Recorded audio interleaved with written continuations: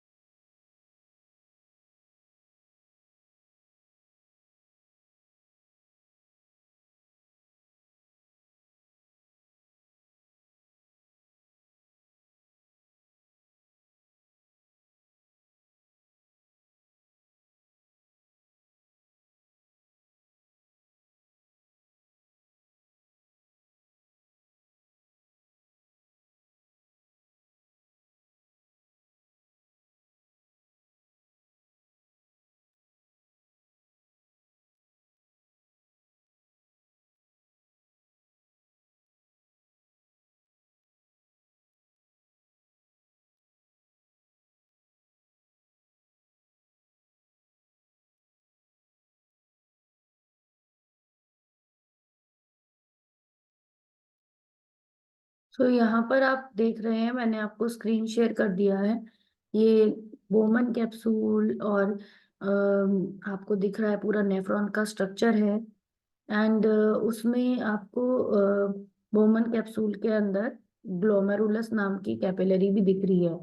उसका आर्टरीरियोल दिख रहा है, रीनल आर्टरी से आता हुआ, और एक उस इफरेंट आर्टरीओल जाता हुआ जो कि पेरिट्यूबुलर कैपिलरी नेटवर्क बना ले रहा है लूप ऑफ हेनले के पास। अब पीसीटी डीसीटी ये पार्ट आपको मेंशन लेबल्ड दिख रहे हैं। एंड आप जब देखेंगे ये नेफ्रॉन का नॉर्मल स्ट्रक्चर आपको समझ में आएगा। इसमें 3 पार्ट्स लेबल हो रहे हैं, proximal convoluted tubule, distal convoluted tubule, loop of Henley. अब हम एक एक करके, हम ग्लोमेरुलर फिल्ट्रेशन तो समझ ही गए थे, तो एक एक करके अब इनके फंक्शन ऑफ ट्यूब्यूल समझेंगे। Proximal convoluted tubule PCT simple cuboidal epithelium का बना होता है। Brush border epithelium which increases the surface area for reabsorption. Reabsorption का सरफेस एरिया बढ़ता है इनसे, और सारे एसेंशियल न्यूट्रिएंट जब लगभग 70 से 80% इलेक्ट्रोलाइट्स और वाटर को रीअब्जॉर्ब करा जाता है। पीसीटी भी इसमें रोल प्ले करता है।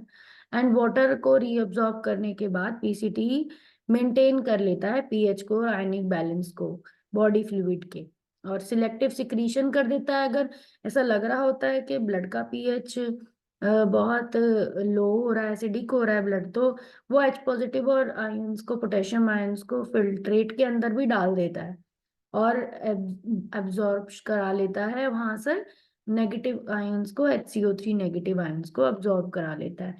नेफ्रॉन के फंक्शन के लिए हमें पता होना चाहिए पीसीटी में वाटर रीअब्जॉर्ब हो रहा है और कुछ आयंस भी रीअब्जॉर्ब हो रहे हैं।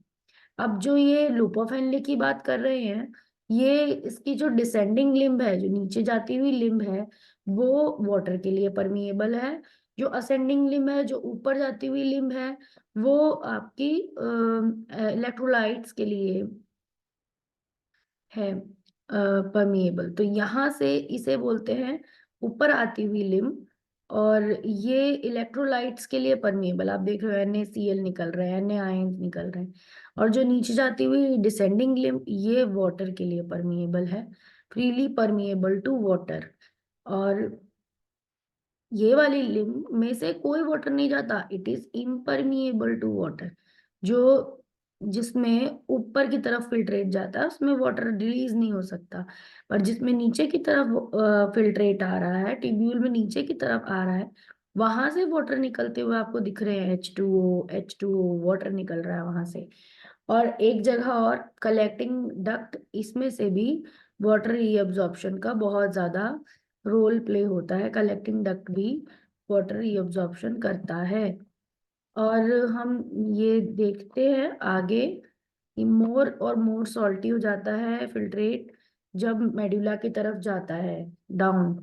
अब लूप ऑफ हेनले का जैसे अभी हमने डायग्राम के थ्रू देखा, वैसे हम देख सकते हैं इस रीजन में सिग्निफिकेंट रोल प्ले हो रहा है। हाई ऑस्मोलैरिटी रखी जा रही है मेडुला के इंटरस्टिशियल फ्लूइड की, वहां बहुत ज्यादा हाई इंटरस्टिशियल फ्लूइड में ऑस्मोलैरिटी है। Descending limb of loop of Henle is permeable to water. जो नीचे जाता हुआ लूप ऑफ हेनले का लिम्ब है, वो वाटर रिलीज कर सकता है, बट वो इलेक्ट्रोलाइट रिलीज नहीं करता।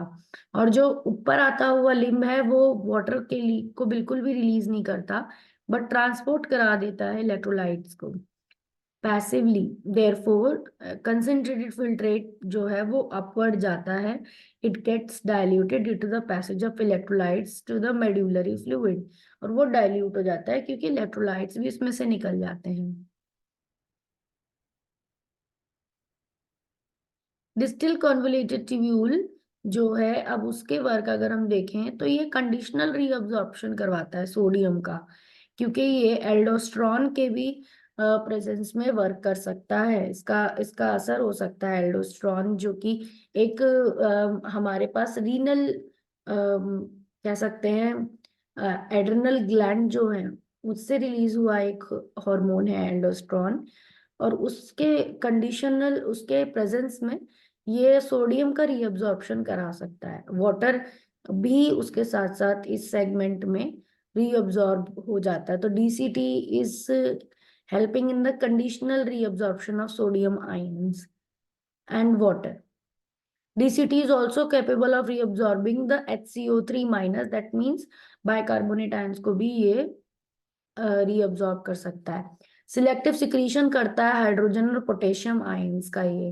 ये इनको सिलेक्टिवली सिक्रीट करता है डीसीटी फिल्ट्रेट के अंदर। तो ये सिक्रीशन जब भी हम बोलेंगे बोलेंगे कि फिल्ट्रेट के अंदर भेज रहा है, तो हाइड्रोजन और पोटेशियम आयंस को वो फिल्ट्रेट में डाल रहा है। अमोनिया को भी टू मेंटेन द पीएच इसको भी सिक्रीट करता है। अमोनिया तो वैसे भी टॉक्सिक है, और जब ये सिक्रीट कर देता है इनको फिल्ट्रेट में, तो ब्लड का pH sodium potassium balance maintain हो जाता है। तो यहाँ पर हमको ये इससे समझ में आ जाता है कि डीसीटी के क्या रोल्स हैं। काउंटर करंट मैकेनिज्म बहुत इंपॉर्टेंट मैकेनिज्म है, जो हमें बताता है कि वासर एक्टा और लूप ऑफ हेनले बहुत इंपॉर्टेंट रोल प्ले करते हैं यूरिन को कंसंट्रेट करने में। दो लूप हैं हेनले के, एक डिसेंडिंग एक असेंडिंग, जो कि काउंटर करंट बना रहे हैं। तो काउंटर करंट नाम क्यों दिया है? क्योंकि दोनों लूप्स में जो फिल्ट्रेट का फ्लो है वो अपोजिट है। जैसे कि ग्लोमेरुलस के बाद जो एक पीसीटी के बाद जो जाता हुआ लूप ऑफ हेनले बनेगा वो डिसेंडिंग लिम्ब है, जो ऊपर उठता हुआ लूप ऑफ हेनले बनेगा वो असेंडिंग लिम्ब है। और फिर दोबारा डीसीटी बनेगी। और तो यहाँ पर आपको ये पता चल जाएगा कि इन दोनों लिम्स में, नीचे जाते हुए लिम्ब में, डिसेंडिंग लिम्ब में और असेंडिंग लिम्ब में जो स्मोलैरिटी है वो क्या है? डिफरेंट है। और उन दोनों में ये भी डिफरेंस है कि एक लूप ऑफ हेनले परमिएबल है इलेक्ट्रोलाइट्स के लिए, ऊपर वाला लूप ऑफ हेनले इलेक्ट्रोलाइट्स के लिए को पास कराता है, और नीचे जाता हुआ लूप ऑफ हेनले सिर्फ वाटर को ही पास कराता है। तो इन दोनों का फ्लो भी अलग है, अपोजिट है। दैट मीन्स इन दोनों में काउंटर करंट्स हैं। इन दोनों के फ्लूइड जो बह रहे हैं वो काउंटर डायरेक्शन में बह रहे हैं। अब बात आ जाती है वासा रेक्टा की। तो वासा रेक्टा कौन सा अलग है? वासा रेक्टा भी इसी के बहुत प्रॉक्सिमिटी में होती है। जो नीचे जाती हुई वासा रेक्टा है वो इस तरफ को लगती है। ये जो लूप आपको देख रहे हो, जो 300 आपको दिख रहा है, वो वासा रेक्टा का वो पार्ट यहाँ पर है, जहां पर ascending loop of limb of Henle में ऊपर की तरफ फिल्ट्रेट जा रहा है। वहां पे वासा रेक्टा में डाउनवर्ड ब्लड जा रहा होता है, और उसका सिमिलैरिटी आप देख रहे हो, जाते वक्त 300 है, फिर 400 हुई, फिर 600 हुई, 800 हुई, फिर ये ऐसे 1200 हो गई। तो नीचे जाते वक्त वासा रेक्टा इस वाले फिगर में, ये एनसीईआरटी की फिगर है, अलग से बना रखी है। और लोग वैसे हम जब भी नेफ्रॉन पढ़ते हैं उसमें साथ में ही दिखती है हमें वासा रेक्टा इनके चारों तरफ लगी हुई। तो अलग से बताने से आपको थोड़ा ज्यादा अच्छे से समझ में आ जाता है कि वासा रेक्टा में भी जो फ्लो है, जो करंट है फ्लूइड का, वो अपोजिट डायरेक्शन में है। तो डाउनवर्ड जाती हुई वासा रेक्टा किसके एसोसिएशन में होती है? असेंडिंग लिम्ब के। और अपवर्ड आती हुई वासा रेक्टा डिसेंडिंग लिम्ब के। इसीलिए इनको काउंटर करंट करते हैं। This is mainly maintained by NaCl and urea. NaCl को ट्रांसपोर्ट कराया जाता है by ascending loop of Henle when which is exchanged with descending loop of vasa recta। ये NaCl जो ascending loop of Henle blood में reabsorb करा लेती है, वो फिर वहां पर डिसेंडिंग लूप ऑफ हेनले से एक्सचेंज करा दिया जाता है। Similarly small amount of urea also enter into ascending loop of Henle which is transported back to the interstitium by collecting tubule, उसको वापस से रिलीज कर देता है। पहले तो थोड़ा सा यूरिया वो असेंडिंग लूप ऑफ हेनले ले लेता है, पर बाद में कलेक्टिंग डक्ट उसको वापस इंटरस्टिशियम में डाल देता है यूरिया को। ये स्पेशल अरेंजमेंट है जो कि लूप ऑफ हेनले और वासा रेक्टा से बनी है। इन्हीं को ही काउंटर करंट मैकेनिज्म कहा गया है। तो आप कंफ्यूज नहीं हो, आपको ये पता होना चाहिए काउंटर करंट क्यों कहा गया है। मिक्चुरेशन ही एक ऐसा प्रोसेस है जिससे यूरिन डिस्चार्ज होता है बॉडी से बाहर, और जब भी ब्लैडर पूरा भर जाता है, यूरिन उसमें भरने लगता है, तो सिग्नल चला जाता है डेक्यूस्ट्रेटर मसल से, जो कि ब्लैडर की बहुत ही इंपॉर्टेंट मसल्स हैं, स्ट्रॉन्ग मसल्स हैं। वो स्ट्रेच होने लगती हैं, तो उनसे सिंपल जैसे रिफ्लेक्स एक्शन होता है, वैसे ही ब्लैडर से एक मैसेज जा रहा है जो कि सेंसरी न्यूरॉन ले जा रही है। ब्लैडर स्ट्रेच हुआ तो सेंसरी न्यूरॉन को मैसेज देना है, तो वो ब्रेन को ले जाएगी मैसेज। तो यहाँ पर जो ब्लैडर की मसल्स हैं, वो ब्लैडर की मसल्स मैसेज दे देंगी सेंसरी न्यूरॉन से ब्रेन को। और ब्रेन से, या ब्रेन को कैसे पहुंचाएगी, पहले स्पाइनल कॉर्ड को पहुंचाएगी, मैंने कहा रिफ्लेक्स एक्शन की तरह। तो स्पाइनल कॉर्ड में सेंसरी न्यूरॉन ने मैसेज पहुंचाया, और फिर उससे रीले नर्व ने समझा कि क्या सिग्नल मिला है। फिर रीले नर्व से मोटर नर्व के थ्रू इसी ब्लैडर के पास क्या आ जाएगी, ब्लड ब्लैडर के मस्कुलर वॉल्स के पास एक मैसेज वापस आ जाएगा कि अब ब्लैडर को कॉन्ट्रैक्ट कर, ब्लैडर चारों तरफ से पिचकने लगेगा और कॉन्ट्रैक्ट होने लगेगा। इसके यहाँ पर दो स्फिंक्टर्स हैं, गेटवेज हैं ब्लैडर के। तो वो स्फिंक्टर्स देन रिलैक्स हो जाएंगे और फिर यूरिन बाहर निकल जाएगा। तो ये एक नर्वस सिस्टम का मैकेनिज्म है, और ये पर्सन में सेंट्रल नर्वस सिस्टम से गाइडेड रहता है। एडल्ट पर्सन डिस्चार्ज करता है 1 से 1.5 लीटर यूरिन पर डे, जिसमें 25 से 30 ग्राम यूरिया होता है। येलो कलर होता है, pH 6 होता है यूरिन का। नेफ्रॉन के ऑस्मो रेगुलेशन को, ब्लड कंसंट्रेशन को मॉनिटर करा रहता है ऑस्मो रिसेप्टर्स हाइपोथैलेमस के। तो ब्लड की कंसंट्रेशन हमेशा समझी जाती है ऑस्मो रिसेप्टर से। अमाउंट ऑफ फिल्ट्रेट भी जो किडनी बना रही है पर मिनट, उसे जीएफआर कहा गया है, जो कि 125 ml पर मिनट है।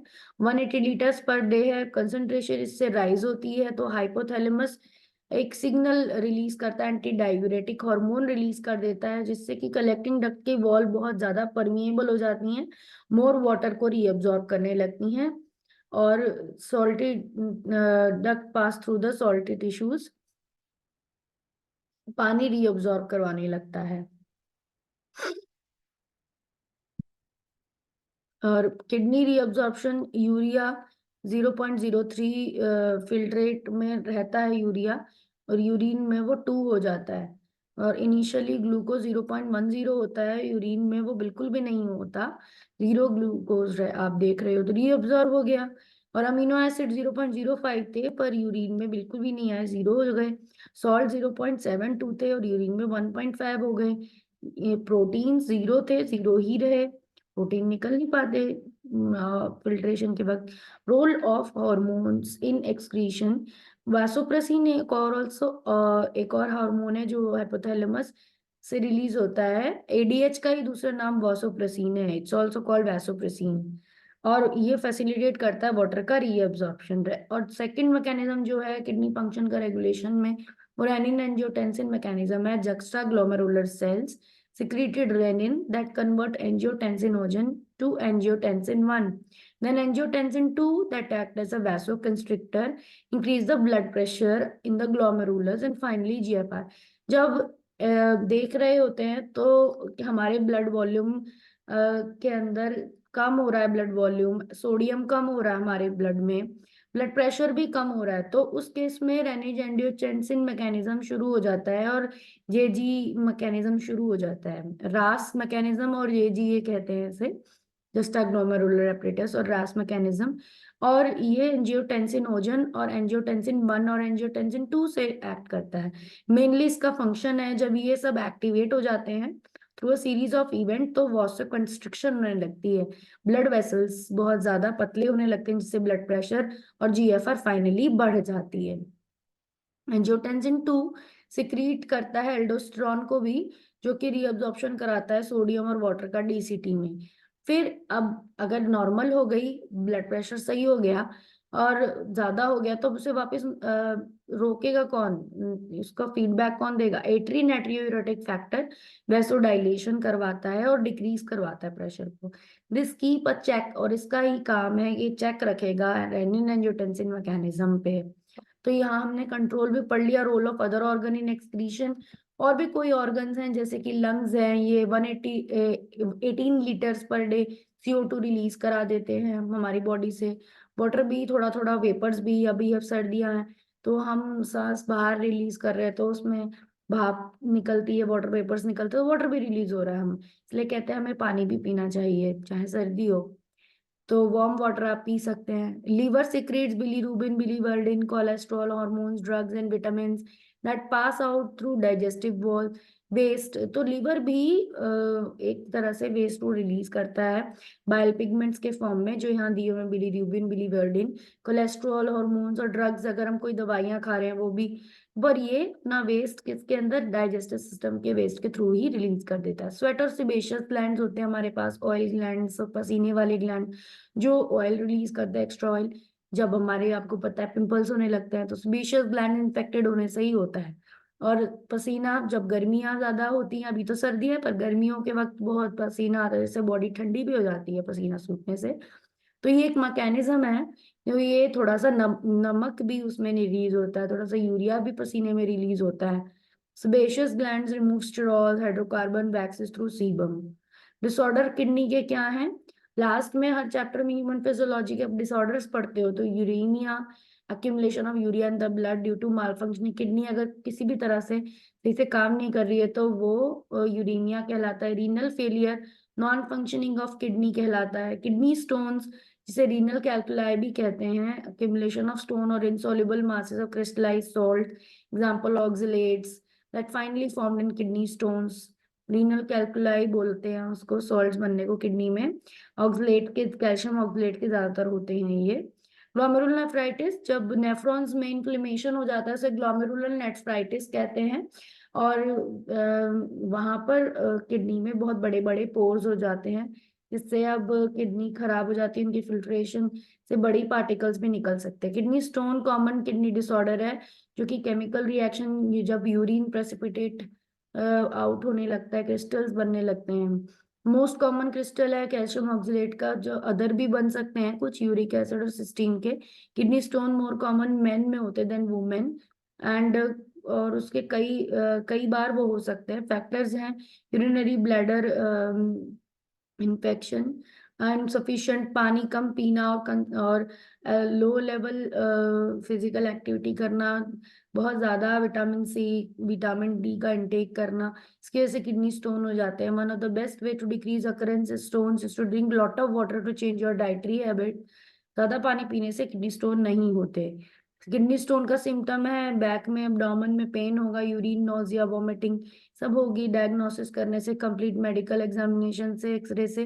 ट्रीटमेंट में vary from letting the stone pass through the urinary tract to ultrasound shock lithotripsy or disintegrate the stone to small size and can pass through the urinary tract. Real large stone requires surgery for removal. Surgery भी होती है kidney stone remove करने के लिए। तो यहाँ पर आपका चैप्टर फिनिश होता है। आई होप मैंने आपको सारी चीजें समझा दी हैं। एनसीईआरटी में ये सारी चीजें दी हुई थी, और आपको अच्छे से डायग्राम से और पावर पॉइंट से मैंने कोशिश करी है सारी चीजें बताने की। सबसे मेन बात इसमें काउंटर करंट मैकेनिज्म ही है, और ये जो डायग्राम है कि इन दोनों सेगमेंट्स में अपोजिट तरफ ब्लड फ्लो जाता है, that is very important diagram. So इसी डायग्राम से हम कंक्लूड करते हैं अपने सेशन को, कि हमने यूरिन फॉर्मेशन बनना सीखा, अलग अलग सेगमेंट्स के रोल्स देखे एक्टिव रीअब्जॉर्प्शन में, कि कौन सा सेगमेंट किस तरह से रीअब्जॉर्ब कर रहा है। जो नीचे जाता हुआ लूप ऑफ हेनले वाटर के लिए परमिएबल है, जो ऊपर आता हुआ सेंडिंग लिम्ब है वो इलेक्ट्रोलाइट्स के लिए परमिएबल है। कलेक्टिंग डक्ट बहुत ज्यादा वाटर अब्सॉर्ब करवाता है। तो ये सब पार्ट्स पे हम ये वीडियो खत्म करते हैं। एंड मेरे साथ रहने बनने के लिए थैंक यू, मेरे को सुनने के लिए थैंक यू। आपको समझ में आया हो, मैं यही सोचती हूँ। So I'm ending the video. If you like the video, then share and subscribe with such other students who want to understand the real concepts of the biology. Because biology is easy, but if you understand the concept, correct mechanisms behind it, then it is easy, because it's also a science subject. So it is logical. It's not memorizing thing, but it is understanding thing like other sciences. Thank you.